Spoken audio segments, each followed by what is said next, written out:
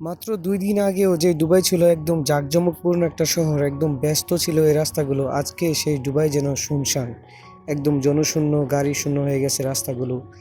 এই তো সেদিন মাত্র ২ দিন আগে এই রাস্তা দিয়ে ১০ মিনিটের রাস্তা যাইতে ১ ঘন্টার মতো লাগতো, কিন্তু আজকে ২ দিনের ব্যবধানে সব চিত্র পাল্টে গেল। শেখ জায়েদ রোড এটা, শেখ জায়েদ রোড একবারে নীরব হয়ে গেল, মানে গাড়ি খুবই ফাঁকা।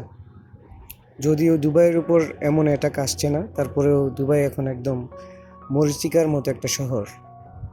আসলেই এই দেশটা হচ্ছে মরীচিকা, এই দেশের মধ্যে কোনো কিছুই নাই, নিজের উৎপাদন বলতে কোনো কিছু নাই, প্রতিদিনের খাবার দাবার সব কিছু আসে বাহির থেকে। তারা একমাত্র নিজেদের ব্যবসা আর তেলের উপর দাঁড় করিয়েছে এমন বিশাল শহর, যেই শহরে প্রতিটা মানুষ ব্যস্ত, প্রতিটা মানুষ প্রতিটা সেকেন্ড গণনা করে চলে। এই শহরের চিত্র আজকে এই অবস্থা, মাত্র ২ দিনের ব্যবধানে দুবাই একদম মরীচিকার মতো নিজেকে প্রকাশ করছে। দেখুন দুবাইয়ের অবস্থা, এই রাস্তাগুলো সবসময় গাড়িতে পরিপূর্ণ থাকে। আপনি ১০ মিনিটের রাস্তা যাইতে পিক আওয়ারে ১ ঘন্টা লাগে, অথচ আজকে ২ দিনের মধ্যে সব কিছু চেঞ্জ হয়ে গেল। যদি এই যুদ্ধটা আরও লং হয়, আরও দীর্ঘ হয়, তাহলে আম, দেখা যাবে যে আমরা নিজেরাই ক্ষতিগ্রস্ত হব, কারণ বাংলাদেশের ২০ লক্ষের উপরে মানুষ দুবাইতে কর্মজীবী। আমাদের সবার ফ্যামিলি এটার উপরে আমাদের উপর ভর করে চলে। সো আমরা চাই না যে যুদ্ধটা আরও লং হোক।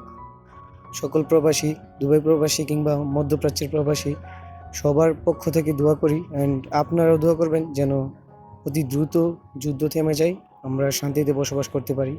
কারণ আবেগ দিয়ে তো আর ফ্যামিলি চলে না, আবেগ দিয়ে তো পেট চলে না। দিন শেষে আমাদেরকে কাজ করতে হবে, আমাদের কাজকর্ম না চললে আমাদের ফ্যামিলিও চলবে না, এটাই হচ্ছে রিয়েলিটি।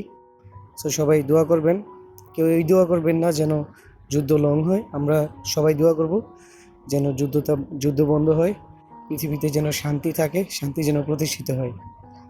সবাই ভালো থাকবেন, সুস্থ থাকবেন, আল্লাহ হাফেজ। আর ভিডিওটা অবশ্যই শেয়ার করে দেবেন।